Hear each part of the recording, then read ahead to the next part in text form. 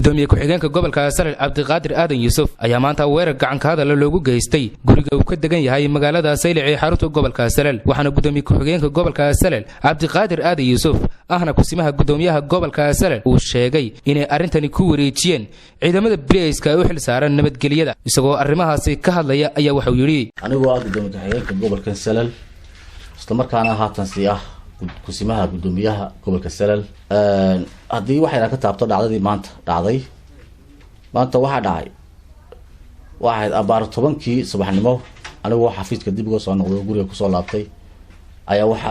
si gaari xoog u socday igu soo galay guriga deelka soo galay waxa uu tii maamulaha kastanka iyo shaqaalihiisa qaar ka mid ah halkaas oo ay gacan ila yimaadeen dagaal ah taasna iga soo gaadhay gacantan oo hadda aan wali jab iyo dalac mid tahay aan wali kala saarin laakiin aan raadiyo marin doono haduu alayno iyo joog kale adu oo badan laga soo gaaray hadda waxaan friender u direynaa wasiirka maaliyadda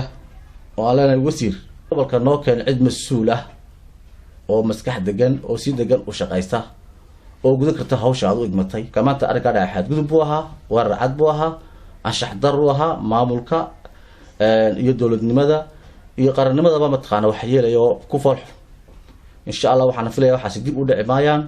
waajibkeena waa laga mari doonaa hadana barista gacanta waxa ku hayay booliska